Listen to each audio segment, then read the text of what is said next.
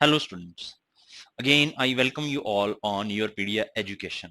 So on this online platform today we are going to discuss another important topic that is of both quant and reasoning, so that is data sufficiency. Clear है? तो अभी तक हमने data interpretation discuss किया है और ऐसा ही एक और टॉपिक है दैट इज डाटा सफिशिएंसी. सो ये जो टॉपिक है ये आप क्वांट में भी पढ़ते हैं और आप इसे रीजनिंग में भी पढ़ते हैं. डाटा सफिशिएंसी क्लियर है? कोई आपको क्वेश्चन दिया हुआ है, उसमें कुछ फाइंड आउट करने को कह रहा है और उसने कुछ स्टेटमेंट्स दे दी हैं, 3 से 4 स्टेटमेंट दे दी हैं और उसके बाद कुछ ऑप्शंस दे दिए हैं उसने. क्लियर है कि आपको ये जो क्वेश्चन पूछा हुआ है इसके लिए कौन सी स्टेटमेंट्स नीडेड हैं, कौन सी स्टेटमेंट्स की जरूरत है, कौन सा डाटा सफिशिएंट है, कौन सा डाटा एडिक्वेट है. Am I clear? तो 1 और 2 से आंसर आ जाएगा, स्टेटमेंट 1 और 2 से आंसर आ जाएगा, स्टेटमेंट 1 और 3 से आंसर आ जाएगा, या स्टेटमेंट 1 और 2 और 3 में से कोई एक यूज कर लूं उससे आंसर आ जाएगा, या दोनों को यूज करके आंसर आएगा. ठीक है? या तीनों को यूज करके आंसर आएगा, या तीनों को यूज करके भी आंसर नहीं आएगा. तो इस तरीके के वो ऑप्शंस दे सकता है क्वेश्चन वाइज बना के. Am I clear? तो उसमें से क्या करना होगा, आपको उस आंसर को टिक करना होगा जो कि आपका आंसर फाइंड आउट कर पाए. Am I clear student? तो सभी आपको स्टेटमेंट्स को एक बार चेक करना होगा. हो सकता है एक स्टेटमेंट से आंसर आ जाए, हो सकता है 2 स्टेटमेंट के कॉम्बिनेशन से आंसर आ जाए, हो सकता है 3 स्टेटमेंट के कॉम्बिनेशन से आंसर आ जाए. क्लियर है? तो कुछ भी उसमें जो ऑप्शंस होंगे वो तुम्हें एक बार सारे चेक करने होंगे और उसके बाद उसका आंसर करना होगा. Now so let us begin with data sufficiency now. तो जैसे आपने डाटा इंटरप्रिटेशन स्टडी किया था और जैसे आपको क्वांट और रीजनिंग के टॉपिक्स की नॉलेज उसमें होनी चाहिए थी, ऐसे ही डाटा सफिशिएंसी है. क्लियर? तो डाटा सफिशिएंसी में वो किसी भी क्वांट और रीजनिंग के टॉपिक से रिलेटेड तुम्हें क्वेश्चन दे सकता है. क्लियर है? तो वो तुम तभी बता सकते हो कि इस क्वेश्चन को सॉल्व करने के लिए डाटा सफिशिएंट है या नहीं, जब आपको वो कंसेप्ट क्लियर होगा. Am I clear? तो रीजनिंग या क्वांट का कोई भी टॉपिक हो तो उससे डाटा सफिशिएंसी का क्वेश्चन बनाया जा सकता है. Am I clear? तो अभी सबसे पहले मैं रीजनिंग से रिलेटेड तुम्हारे साथ डाटा सफिशिएंसी के क्वेश्चंस डिस्कस करूंगा, देन मैं तुम्हारे साथ डाटा सफिशिएंसी के क्वेश्चन क्वांट से रिलेटेड भी डिस्कस करूंगा जो कि प्रीवियस एग्जाम्स में आए भी हुए हैं. Am I clear? तो जैसे अगर मैं रीजनिंग की बात करूं तो उसमें कोडिंग डी कोडिंग का वो क्वेश्चन तुम्हें दे सकता है और उसके बाद पूछ सकता है कि कौन सी स्टेटमेंट सफिशिएंट है इस क्वेश्चन का आंसर करने के लिए. तो इसके लिए तुम्हें कोडिंग डी कोडिंग की नॉलेज होनी चाहिए. ठीक है? देन मैथमेटिकल रीजनिंग का क्वेश्चन दे सकता है, अरिथमेटिकल रीजनिंग जो तुम बोलते हो, एजिस का उसमें कोई क्वेश्चन दे दिया. क्लियर है? तो कुछ भी दे सकता है जिसमें मैं थोड़ा बहुत मैथमेटिक्स इन्वॉल्व हो. Am I clear? Then blood relations आपने पढ़ा है जैसे रीजनिंग में, तो उसकी नॉलेज होनी चाहिए, तभी तुम बता सकते हो कि कौन कौन सी स्टेटमेंट सफिशिएंट है आंसर करने के लिए. Then direction test, of course इससे रिलेटेड क्वेश्चन आ सकता है. Then puzzle test. ठीक है? जैसे आप पजल्स करते हैं रीजनिंग में तो उससे रिलेटेड कोई क्वेश्चन पूछा जा सकता है डाटा सफिशिएंसी में. फॉर एग्जांपल सिटिंग अरेंजमेंट के क्वेश्चन है जैसे. ठीक है? तो उसमें भी डाटा सफिशिएंसी का क्वेश्चन फ्रेम किया जा सकता है. Again ranking test. ठीक है? आप रैंक करते हो जैसे. क्लियर है? तो टोटल जो होता है वो किसके इक्वल होता है? रैंक में. सो दैट इज टॉप से रैंक का जो बॉटम से रैंक का टॉप प्लस बॉटम -1. ऐसे करते हो आप रैंक निकालने के लिए. या टाइम सीक्वेंस टेस्ट है. ठीक है? तो इनमें से क्वेश्चन पूछा जा सकता है. देन कोई भी टॉपिक हो सकता है रीजनिंग का जिसमें वो डाटा सफिशिएंसी का क्वेश्चन क्या कर सकता है, तुम्हारे लिए क्रिएट कर सकता है. Am I clear student? तो similar for quant also. Quant में जितने भी तुम टॉपिक स्टडी करते हो तो उनमें से भी डाटा सफिशिएंसी का क्वेश्चन फ्रेम किया जा सकता है. Am I clear student? तो सबसे पहले मैं तुम्हारे साथ रीजनिंग के कुछ क्वेश्चंस डिस्कस करूंगा जो कि डाटा सफिशिएंसी से रिलेटेड हैं और जो कि कुछ प्रीवियस एग्जाम्स में आए भी हुए हैं. Am I clear? तो मैं ज्यादातर चैप्टर्स को कवर करने की कोशिश करूंगा उन क्वेश्चंस के थ्रू. तो ऑफ कोर्स तुम्हें इन सभी चैप्टर्स की नॉलेज होना जरूरी है, उसके बाद ही तुम डाटा सफिशिएंसी को कर पाओगे, जैसे कि हमने डाटा इंटरप्रिटेशन में देखा था. Am I clear, students? So let us begin with the data sufficiency questions. So see here now, first question देखिए यहाँ पर. Of course मैं आपको टाइम दूंगा जैसे मैं हमेशा आपको टाइम देता आया हूं और कुछ टाइम दूंगा, उसे सॉल्व करेंगे, देन उस क्वेश्चन को मैं आपके लिए यहाँ पर सॉल्व करूंगा. हाँ जी. So see here now.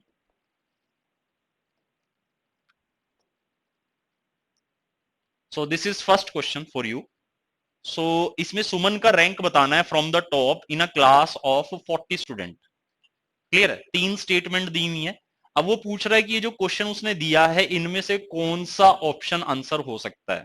ठीक है, कि या क्या ये किन्हीं, ये जो क्वेश्चन है इसका आंसर किन्हीं दो स्टेटमेंट से आ सकता है, any two of the three, या सिर्फ ओनली वन और टू से इसका आंसर आएगा जो उसने क्वेश्चन पूछा है, या सिर्फ ओनली टू एंड थ्री से इस क्वेश्चन का आंसर आएगा, only two and three statement से इसका क्वेश्चन आएगा, या सभी तीनों स्टेटमेंट्स को मुझे यूज करना पड़ेगा तब मुझे सुमन का रैंक पता लगेगा टॉप से। ठीक है, या फिर मुझे सिर्फ ओनली टू और वन और थ्री में से किसी एक को यूज करना होगा टू के साथ। तो इसका मतलब है या तो वन और टू से आंसर आ जाएगा या फिर टू और थ्री से आंसर आ जाएगा। ठीक है, तो आइदर का तुम्हें ध्यान में रखना है, मीनिंग क्या होता है। Am I clear? तो ये 5 ऑप्शंस हैं। ठीक है, 3 स्टेटमेंट है, तीनों के लिए अलग डायग्राम बना सकते हो, फिर अकॉर्डिंगली क्या कर सकते हो, कॉम्बिनेशन उसका चेक कर सकते हो। Am I clear student? So this question is related to ranking test. हाँ जी, जल्दी से सोल्व करने की कोशिश करेंगे इसे। ऑफ कोर्स रीजनिंग में एज इट इज कुछ याद नहीं करना है, ना ही तुम्हें रिमेंबर करना है। जो क्वेश्चन वहां पर आया है उससे रिलेटेड डायग्राम फिगर बनाओ, ठीक है, और उसे सोल्व करने की कोशिश करो। ऑफ कोर्स इसमें जो तुम्हारी जनरल अवेयरनेस है, ठीक है, जो तुम्हारी लॉजिकल थिंकिंग है वो इसमें काम आएगी। हाँ जी, सो डू इट फास्ट।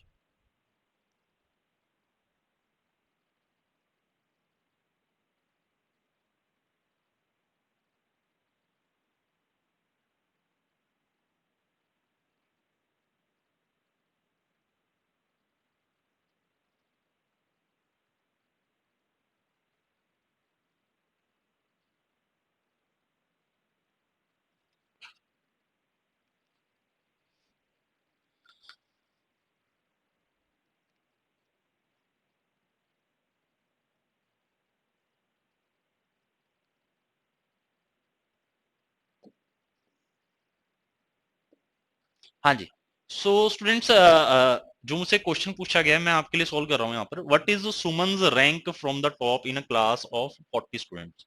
ठीक है, तो टॉप और बॉटम की बात कर रहा है, तो सुमन का रैंक बताना है मुझे एक क्लास में जिसमें कि टोटल 40 स्टूडेंट्स हैं, टॉप से बताना है, ऊपर से। हाँ जी, तो मैं एक क्लास को ऐसे रिप्रेजेंट कर लेता हूँ, इसे लिख लेता हूँ top, so that is T, इसे लिख लेता हूँ बॉटम। ठीक है, और इसमें टोटल स्टूडेंट्स कितने हैं, that is 40, so that is 40। तो एक बात इसमें तुम समझो, तो अगर मुझे किसी पर्सन का रैंक निकालना है तो उसका टॉप से रैंक बॉटम से रैंक, जब आप ऐड करोगे टॉप प्लस बॉटम, ठीक है, तो यहां से आप यहां पर आए, ऊपर से यहां पर आए इस पॉइंट पर, नीचे से इस पॉइंट पर आए, तो आपने इसे दो बार काउंट कर लिया। ठीक है, तो टोटल किसके बराबर हो जाएगा, तो टोटल क्या होता है हमेशा, तो टॉप से जो रैंक है और जो बॉटम से रैंक है उसमें से एक माइनस करना पड़ेगा, क्योंकि अदरवाइज तुम इसे दो बार काउंट कर लोगे इस पर्सन को। ठीक है, तो इस करके हम यहां पर -1 लिखते हैं। Am I clear? तो जब भी आप रैंकिंग टेस्ट करते हो तो इसका आप यूज करते हो इसमें। ठीक है, तो ये तुम्हें ध्यान में रखना है। अब मैं तीनों स्टेटमेंट से रिलेटेड डायग्राम बनाकर देख सकता हूं इसमें। Suman is 3 ranks below Deepak from the top.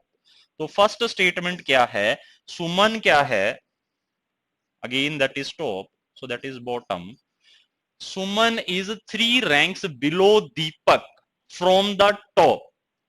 ठीक है, तो टॉप से दीपक से 3 रैंक नीचे है सुमन। तो फॉर एग्जांपल यहां पर कहीं दीपक है, तो 3 रैंक, 1 2 3, यहां पर सुमन है, ये उसने बोला हुआ है। ठीक है, टॉप से क्या है, सुमन 3 रैंक नीचे है, Suman is 3 ranks below Deepak from the top. तो फर्स्ट स्टेटमेंट तो ये होगी मेरे लिए। देन सेकंड स्टेटमेंट को ड्रॉ कर लेता हूं। तो फर्स्ट से एज इट इज मुझे कुछ पता नहीं लग रहा है, ठीक है, उसका मैं रैंक नहीं बता पा रहा हूं सुमन का, from the top in a class of 40 students. ठीक है, तो यहां पर ये टोटल 40 है। क्लियर है? हाँ जी। अब देखो इसमें ना ही तुम्हें दीपक का रैंक टॉप से पता है, ठीक है, टॉप या बॉटम की वैल्यू होनी चाहिए, टोटल की तो वैल्यू है, टॉप और बॉटम में से एक की वैल्यू होनी चाहिए, उसके बाद ही तुम आगे बढ़ सकते हो, ये जो एक्सप्रेशन है। ठीक है, तो सेकंड स्टेटमेंट देखते हैं, दीपक्स रैंक फ्रॉम द बॉटम। हाँ, इसमें से कुछ निकल सकता है, बॉटम टॉप। जो दीपक का रैंक है from the bottom, so that is Deepak, यहां पर दीपक है। हाँ, सो दैट इज कितना है, दैट इज 23, 23 रैंक पर है Deepak. Am I clear student? तो यहां पर मेरे पास न्यूमेरिकल वैल्यू दी हुई है, तो यहां से कुछ बन सकती है बात। तो अगर उसने बॉटम से दिया हुआ रैंक, तो मैं इस फॉर्मूला से टॉप से निकाल सकता हूं। निकाल सकता है, निकाल सकता, क्योंकि टोटल अगेन 40 है यहां पर भी। टोटल स्टूडेंट्स कितने हैं? 40। ठीक है, तो बॉटम से रैंक पता है, टोटल स्टूडेंट पता है, तो टॉप से रैंक आ जाएगा दीपक का। ठीक है, बट उसने तो सुमन का रैंक पूछा टॉप से। क्लियर है? तो एज इट इज सेकंड से भी आंसर नहीं आएगा। सेकंड से सिर्फ तुम्हें दीपक का रैंक पता लग सकता है, बॉटम या टॉप से। क्लियर? बट हमें सुमन का रैंक निकालना है। सुमन की बात कर रहा है, वो किस में कर रहा है? या तो फर्स्ट में कर रहा है, सेकंड में तो सिर्फ दीपक की बात कर रहा है। हाँ जी, थर्ड में देखिए यहां पर, तो हमें कोई ना कोई ऐसी स्टेटमेंट तो साथ में लेनी पड़ेगी जिसमें वो सुमन की बात कर रहा हो, तभी हमारा आंसर क्वेश्चन सोल्व हो पाएगा। Suman is 3 ranks above Deepak from the bottom. हाँ जी, तो अगेन मैं एक टोटल बनाता हूं 40 स्टूडेंट्स का, so that is top, so that is bottom, again that is 40। ये तो मुझे बनाना ही है diagram. Suman is 3 ranks above Deepak from the bottom. हाँ जी,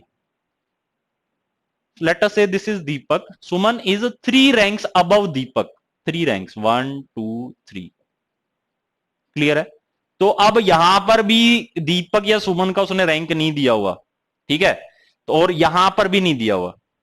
एम आई क्लियर? तो दोनों में दीपक सुमन की बात कर रखी है, बट किसी का रैंक नहीं है फर्स्ट और थर्ड में। ठीक है, ठीक है। तो बट सेकंड में वो रैंक दे रहा है, किसका? दीपक का। Am I clear? तो इसका मतलब मुझे सेकंड की तो जरूरत पड़ेगी ही पड़ेगी, उसी के बाद तुम सुमन का रैंक बता सकते हो 1 और 3 में। Am I clear? तो यहां पर मुझे पता है कि दीपक का रैंक जो बॉटम से है, so that is 23। Am I clear? तो इतना क्लियर है कि मुझे 2 तो चाहिए ही चाहिए अगर मुझे सुमन का रैंक निकालना है, फर्स्ट या जो कि थर्ड में से निकल सकता है। ठीक है, और जो कि यहां पर दे रखा है उसने। Am I clear student? तो ये बॉटम से बात कर रहा था किसमें? थर्ड स्टेटमेंट में। हाँ जी, और इसमें कहां से बात कर रहा था? टॉप से बात कर रहा था। तो ये एरो का जरूर ध्यान रखना तुम्हें। ठीक है, अब सेकंड तो मुझे चाहिए ही चाहिए। तो टोटल स्टूडेंट 40 हैं और दीपक का रैंक नीचे से 23 है, तो टॉप से भी निकाल लेते हैं। हाँ जी, तो 40 is equal to 40 is equal to top plus bottom से कितना है? 23 माइनस 1। 23 माइनस 1 कितना हो गया? 22। 22। 40 माइनस 22 कितना हो गया? सो दैट इज 18। तो टॉप से रैंक कितना आ जाएगा दीपक का? So that will be 18। Am I clear student? तो इतना तुम्हें ध्यान में रखना है कि टॉप से जो दीपक का रैंक है, सो दैट इज 18, और जो बॉटम से दीपक का रैंक है वो तो दिया ही हुआ है, so that is 23। Am I clear students? ऐसा ही होगा। हाँ जी, अब देखिए, अब उसने पूछा कि टॉप से बताओ सुमन का रैंक, सुमन का रैंक बताना है। ठीक है, तो फर्स्ट और थर्ड किसी भी एक को अगर मैं पिक करूंगा तो आंसर आ जाएगा मेरा। हाँ जी, तो अब यहां पर ये टॉप से बात कर रहा था, तो टॉप से दीपक का रैंक कितना है? 18। टॉप से दीपक का रैंक कितना है? 18। तो फर्स्ट स्टेटमेंट में आ गया मैं 19 20 21। तो सुमन का रैंक टॉप से कितना हो जाएगा? So that is 21। Am I clear? तो इसका मतलब सेकंड और फर्स्ट से मेरा आंसर पॉसिबल है। ठीक है, सो सेकंड को अगर मैं फर्स्ट के साथ रिलेट कर दूं तो मेरा आंसर पॉसिबल है। हाँ जी, एक बार सेकंड को थर्ड के साथ भी रिलेट करके देख लो। हाँ जी, तो जब सेकंड और थर्ड को मैंने रिलेट किया तो बॉटम की बात कर रहा है, बॉटम से दीपक का रैंक है 23। बॉटम से कितना है? 23। हाँ जी, देन चेक करो ये कितना हो जाएगा बॉटम से। हाँ जी, बट उसने तो सुमन का रैंक कहां से पूछा हुआ है? टॉप से पूछा हुआ है। कोई बात नहीं, हम सुमन का रैंक पहले बॉटम से निकाल लेते हैं। तो ये 22 हो जाएगा, ऊपर जाऊंगा 22 21 20। तो सुमन का रैंक बॉटम से कितना हो गया है? So that is 20। हाँ जी, तो अगर सुमन का रैंक बॉटम से 20 है, so that is bottom Suman is 20, तो टोटल इज इक्वल टू, हाँ जी, अगर मुझे टॉप से रैंक निकालना है अब, तो top Suman plus bottom Suman minus 1। हाँ जी, total is 40, top Suman bottom Suman is 20 minus 1, so that is 41 minus 20, so that is top Suman. Top Suman will be 21 again. ठीक है, तो सुमन का बॉटम से रैंक कितना आया 20, तो टॉप से कितना आएगा इसका, दैट इज 21। इसमें भी कितना आया था, जब आपने फर्स्ट और सेकंड लिया था तो कितना आया था, सुमन का रैंक कितना आया था 21। और यहां से भी जब आप सेकंड और थर्ड ले रहे हो तो टॉप से सुमन का रैंक कितना आ रहा है, so that is 21। Am I clear?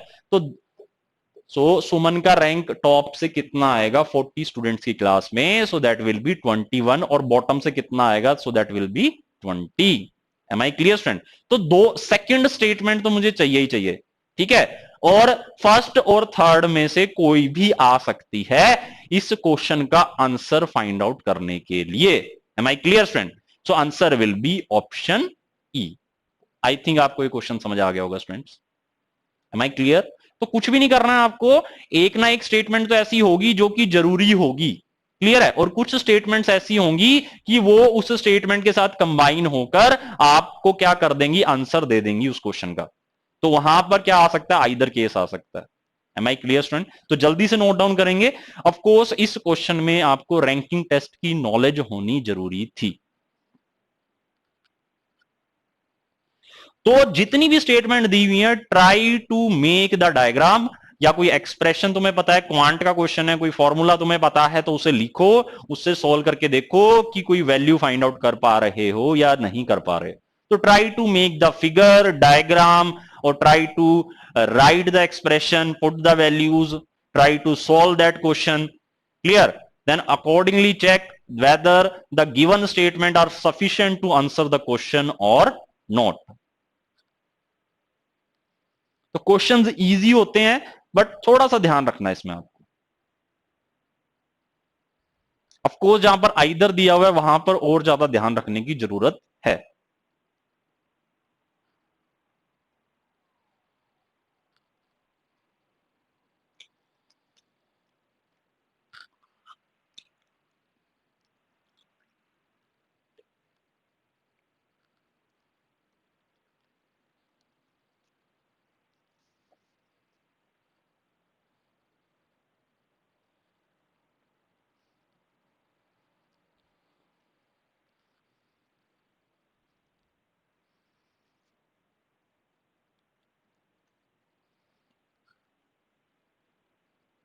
Okay, I think I have given you sufficient time to see the answer of this question.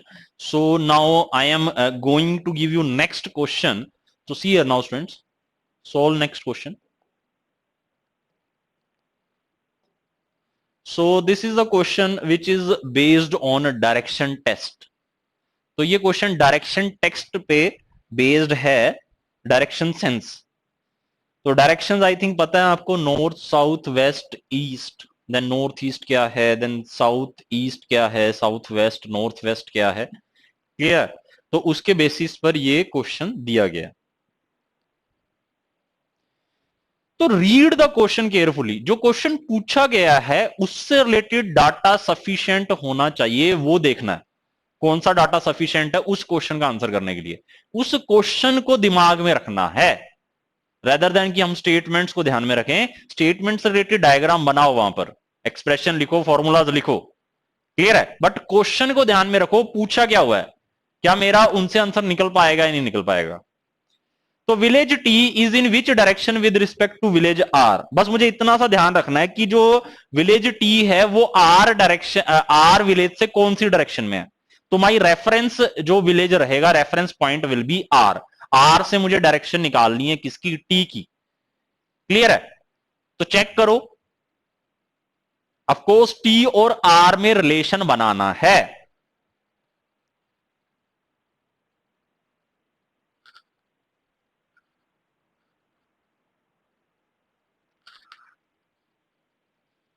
हाँ जी, जल्दी से सॉल्व करने की कोशिश करेंगे।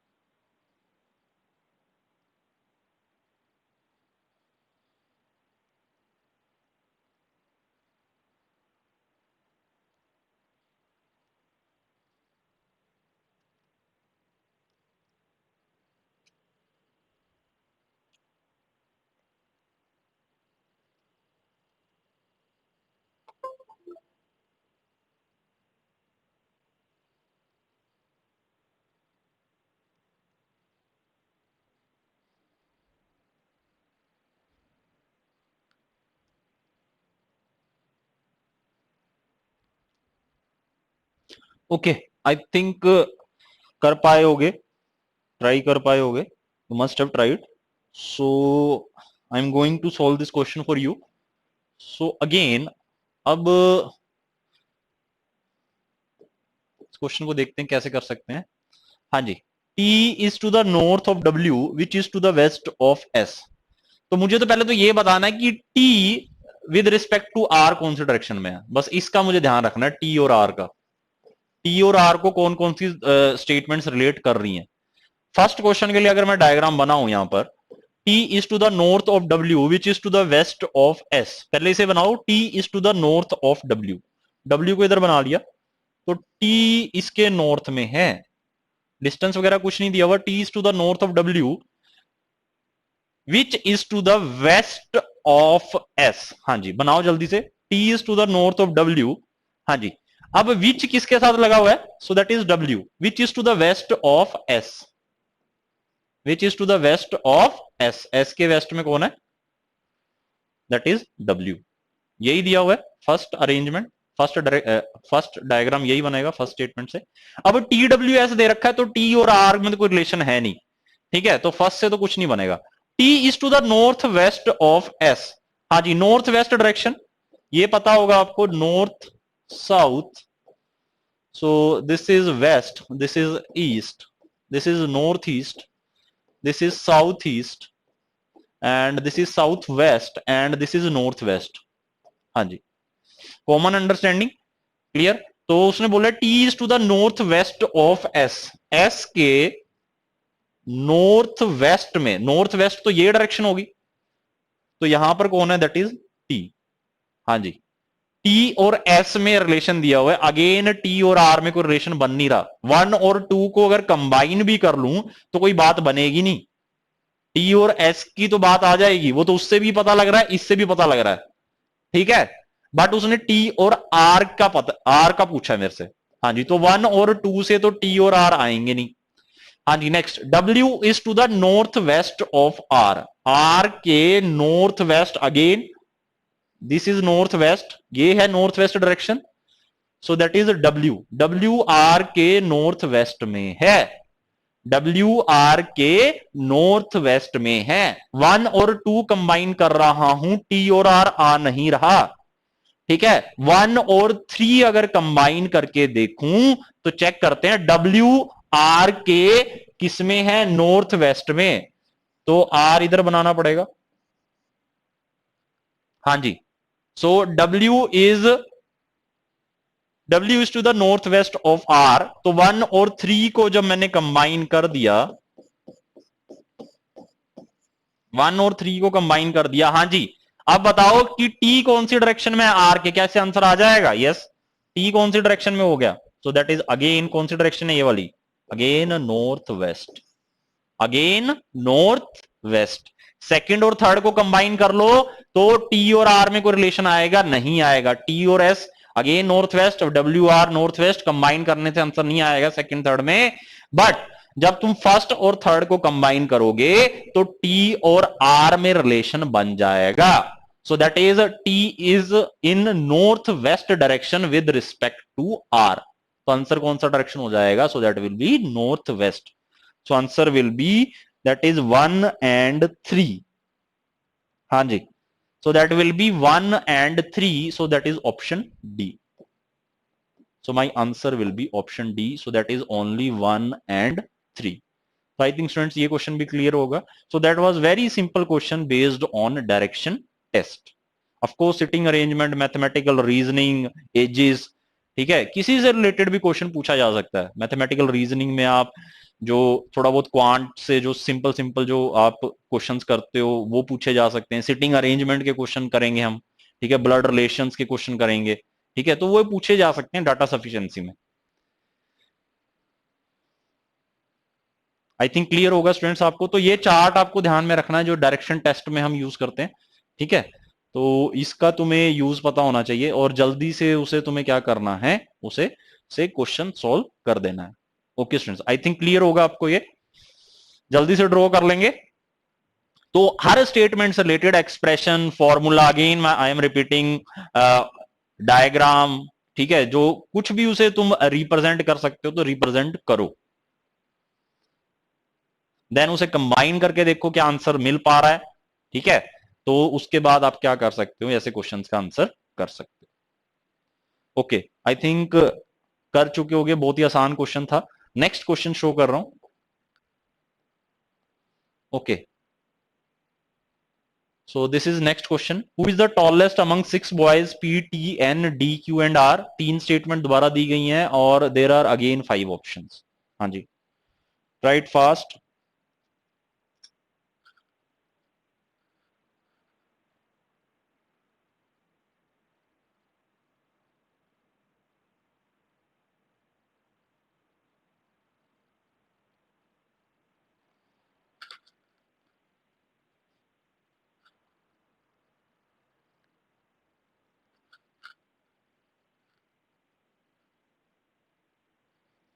हाँ जी, तो अगेन इसमें आप इनइक्वालिटीज का यूज कर सकते हो स्टूडेंट्स। ठीक है, इनइक्वालिटी का यूज कर सकते हो, ग्रेटर देन लेस देन का साइन है उसे बना सकते हो, तो जैसे भी कर सकते हो। ठीक है, जैसे बनाना चाहते हो वैसे बना सकते हो, या आप वर्टिकली इन्हें अरेंज कर सकते हो, जैसे भी आप चाहो वैसे कर सकते हो, या इनइक्वालिटी का साइन यूज कर सकते हो सोल्व करने के लिए।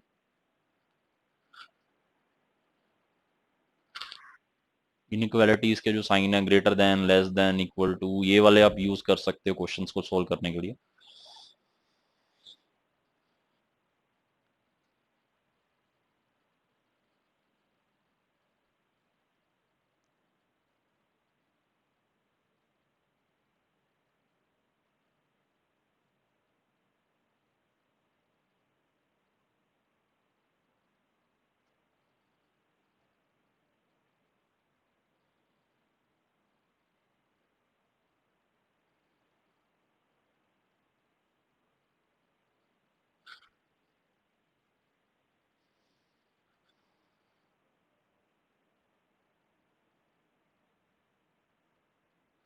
Okay, I think I have given you sufficient time.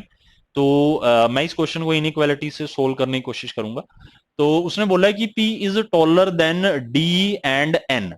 ठीक है, तो फर्स्ट स्टेटमेंट को मैं यहाँ पर रिप्रेजेंट कर रहा हूँ, P is taller then D and P is taller then N, ये बोला उसने। ठीक है, तो टॉलर है मतलब लंबा है, तो दैट इज, तो बड़े के लिए साइन किस तरफ आएगा, इसका जो माउथ है वो उसकी तरफ ओपन होगा जो भी बड़ा होगा। हाँ जी, but not as tall as T. ठीक है, तो पी की बात कर रहा था with respect to D and N, but P T जितना टॉल नहीं है, टी जितना लंबा नहीं है। कौन? पी। इसका मतलब टी पी से बड़ा है। ये बात क्लियर है फर्स्ट स्टेटमेंट में। तो ये अगर ये बात क्लियर है तो मेरे पास दो कॉम्बिनेशन बन सकते हैं, T is greater than P and that is greater than D. Am I clear? ऐसा बन सकता है, और ऐसा भी बन सकता है T is greater than P greater than N. D और एन में कोई रिलेशन दिया नहीं है उसने। ठीक है, बट इतना पक्का है कि पी डी और एन से बड़ा है, पी डी और एन से बड़ा है, इतना पक्का है। तो या तो ये कॉम्बिनेशन बन सकता है T P D N, T सबसे बड़ा है, पी डी, ठीक है, और डी एन से बड़ा है, या फिर टी तो पी से बड़ा रहेगा ही, बट डी जो एन है वो डी से बड़ा हो जाए। ये दो कॉम्बिनेशन पॉसिबल है फर्स्ट स्टेटमेंट में। Am I clear? तो ये बन सकता है या ये बन सकता है। इसने 6 बॉयज की बात की है, P T N D Q R. Clear है? तो 6 में से मुझे बताना है सबसे टॉलेस्ट कौन सा है, तो कौन सी स्टेटमेंट्स वो आंसर करेंगी। अब इसमें मेरे पास 4 बॉयज की तो बात आ गई। ठीक है, दो का नहीं पता मुझे, आर और क्यू का उसने मेंशन नहीं किया हुआ है इसमें, तो ओनली वन तो सफिशिएंट नहीं होगी। क्लियर है?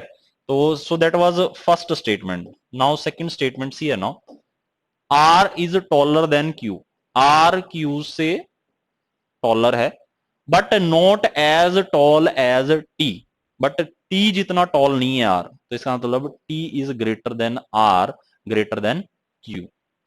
Am I clear student? तो ये दे दिया उसने। अब अगर मैं फर्स्ट और सेकंड को दोबारा से चेक करूं तो ये मेरे पास दो कॉम्बिनेशन थे और एक ये कॉम्बिनेशन आ गया, इसमें ऑफकोर्स आर और क्यू आ गया है, इसमें आर और क्यू आ गया है, तो इसका मतलब TPDN, TPND और TRQ, मतलब इसमें 6 के 6 बॉयज आ चुके हैं। TPNDRQ, PTND QR, 6 के 6 बॉयज 1 और 2 में आ चुके हैं। और रिलेशन बन सकता है क्या, चेक कर लेते हैं। अब TPDN, टी सबसे बड़ा आ रहा है इन दोनों में भी, और R और Q से भी बड़ा है टी। तो इसका मतलब RQDN सबसे बड़ा, सबसे टॉलेस्ट कौन है, डी। इतनी बात तो क्लियर है। ठीक है, तो 1 और 2 से मेरा आंसर आ रहा है कि क्या है, टी कौन सा है, टी टॉलेस्ट है। 1 और 2 से मेरा आंसर आ रहा है साफ साफ। ठीक है, तो 1 और 2 तो मेरा आंसर बनेगा। ठीक है, 1 और 2 में चेक कर लेते हैं। 1 और 3 देख लेते हैं। अब ई ऑप्शन बनता है एक और, ओनली 1 एंड ईदर 2 और 3। चेक कर लेते हैं क्या 3 के साथ 1 जब कंबाइन होता है तब भी आंसर आ जाता है क्या। ये भी मुझे चेक करना पड़ेगा एक बार, क्योंकि एक ऑप्शन आइदर का भी दिया हुआ है। हाँ जी, third statement, Q is not taller than T and R। ठीक है, तो T और R से बड़ा नहीं है Q। T और R से बड़ा Q नहीं है, ये उसने बोला हुआ है। Am I clear student. तो या तो कॉम्बिनेशन क्या हो सकता है, अब टी और आर दोनों क्यू से बड़े हैं। इतनी सी बात बोली हुई है, बट उसने टी और आर में एज इट इज कोई रिलेशन नहीं दिया हुआ है यहां पर। ठीक है, टी और आर में यहां पर एज इट इज कोई रिलेशन नहीं दिया हुआ है। Am I clear student. तो इसमें तुम क्या कर सकते हो, अब टी ग्रेटर देन क्यू है इसमें, और आर भी ग्रेटर देन क्यू है। इतनी बात बोली हुई है, अगर मैं फर्स्ट और थर्ड को कंबाइन कर भी लूं, ठीक है, तो इसमें टी भी क्यू से बड़ा है, आर भी क्यू से बड़ा है। बट टी और आर का क्लियर नहीं हो रहा है, टी और आर में से बड़ा कौन है। 1 और 3 में प्रॉब्लम समझ आई क्या, टी और आर का तुम्हें पता नहीं लग रहा है कि टॉलेस्ट कौन सा है। Am I clear. बट इसमें साफ साफ दिया हुआ है कि टी आर से बड़ा है, सेकंड स्टेटमेंट में। क्लियर। तो आइदर वाला केस तो बनेगा नहीं, क्योंकि 3 से आंसर नहीं आता। टी और आर के बीच में डिसाइड नहीं कर पा रहे हो थर्ड स्टेटमेंट से। एम आई क्लियर कि कौन सा टॉलेस्ट है। ठीक है, तो फर्स्ट और सेकंड से क्लियरली तुम आंसर कर पा रहे हो कि आंसर क्या सबसे लंबा कौन है, दैट इज टी। तो my answer will be that is option A. तो जिससे तुम्हारा आंसर बनेगा, so that will be option A, that is only 1 and 2। I think clear होगा स्टूडेंट्स ये क्वेश्चन भी आपको। तो डाटा सफिशिएंट देखना है जिससे कि तुम उस जो गिवन क्वेश्चन है उसका आंसर कर पाओ। ऑफ कोर्स थर्ड स्टेटमेंट से आंसर आ नहीं रहा है, टी और आर के बीच में डिसाइड कर नहीं पा रहे हो। ठीक है, तो डिसाइड किससे कर पा रहे हो, 1 और 2 से। तो my answer will be option A. I think clear होगा स्टूडेंट्स ये क्वेश्चन भी।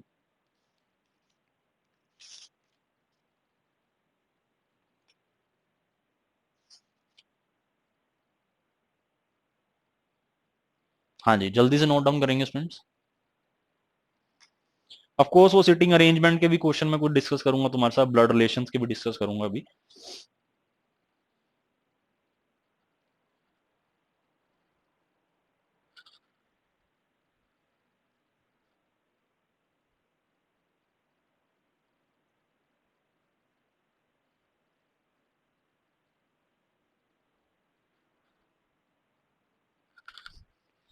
Okay, I think note down कर पाए होगे स्टूडेंट्स, अभी तक समझ भी आ गया होगा, वेरी इजी क्वेश्चन। हाँ जी, नेक्स्ट देखते हैं इसमें। तो next question is based on coding and decoding. तो how is date written in the code language. ठीक है, डियर, ट्रीट, टीयर के कोड दिए हुए। ठीक है, उसके बाद 5 ऑप्शंस दे रखे हैं। तो मुझे बताओ इनमें से, तो डेट का जो कोड निकालना है उसके लिए कौन कौन सी स्टेटमेंट सफिशिएंट है 1, 2 और 3 में से। सो दिस इज द क्वेश्चन।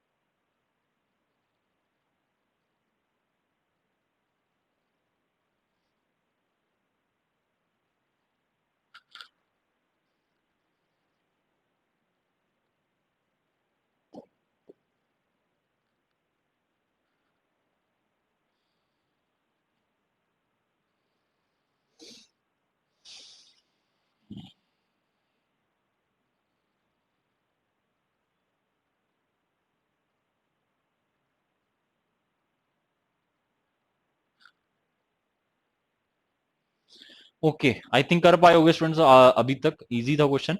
तो डेट के लिए मुझे कोड निकालना, तो डेट के लिए सो देर आर 4 लेटर जो कि डेट में आते हैं, सो दैट इज DATE। तो दीज आर द 4 लेटर्स। तो अगर मैं ध्यान से देखूं, डियर, ट्रीट, टीयर, तो देखो अभी तक तुम 3 क्वेश्चन कर चुके हो, ठीक है।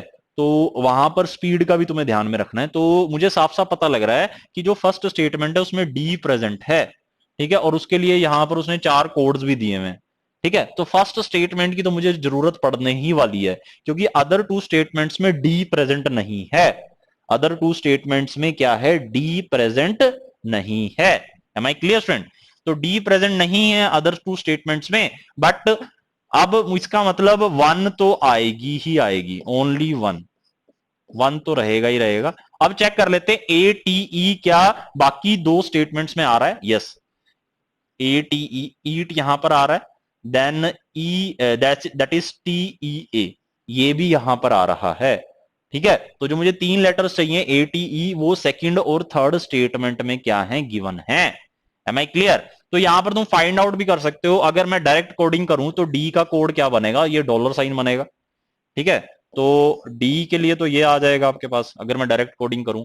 तो अगेन ट्रीट में या मैं इसमें अगर सेकंड और थर्ड में, जैसे तुम कोडिंग में आप फाइंड आउट करते हो, तो ई ए टी का चेक करो यहां पर, ये 3 आएंगे लास्ट में, और TEA के ये 3 आएंगे। हाँ जी, तो EAT क्या आ रहा है यहां पर, सो दैट इज ऐसा ही बनेगा कुछ। और उसमें TEA, so that is second and that is third, so that is ये बनेगा स्टूडेंट्स। हाँ जी, अब इसमें चेक करो। अब इसमें अगर मैं चेक करता हूं तो मैं फाइंड आउट कर सकता हूं, तो जैसे यहां पर ए आ रहा है तो यहां पर क्या आ रहा है, एट द रेट, और यहां पर भी ए आ रहा है तो एट द रेट, तो इसका मतलब डायरेक्ट कोडिंग है इसमें। तो दोनों में अगर मैं पोजीशन वाइज चेक करूं तो इसमें डायरेक्ट कोडिंग की गई है। तो ए के लिए जो कोड रहेगा, सो that will B at the rate. हाँ जी, टी के लिए कोड रहेगा, सो that will be percentage. T के लिए क्या रहेगा, परसेंटेज, यहां पर दिया हुआ है, यहां पर भी दिया हुआ है, अकॉर्डिंग टू प्लेसेस अगर डायरेक्ट कोडिंग में चेक करूं। देन उसके बाद ई के लिए अगर मैं चेक करूं, सो दैट इज यही आएगा। हाँ जी, ई सेंटर में यहां पर, so that is this sign only, और ये स्टार्टिंग में, so that is this sign only.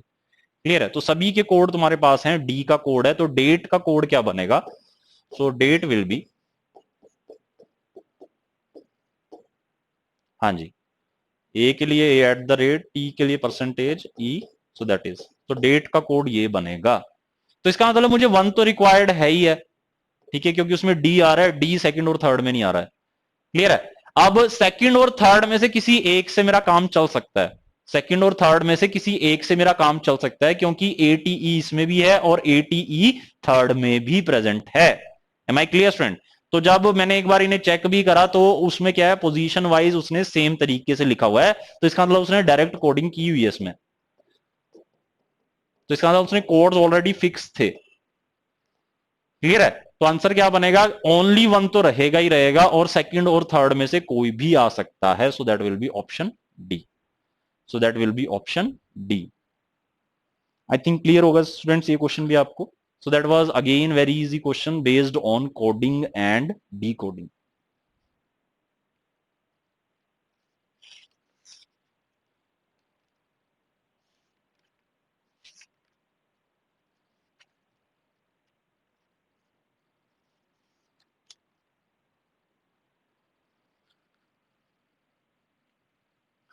Okay, तो आई थिंक स्टूडेंट्स ये क्वेश्चंस आपको समझ में आ गए होंगे। क्लियर है? हाँ जी, जल्दी से नोट डाउन करेंगे।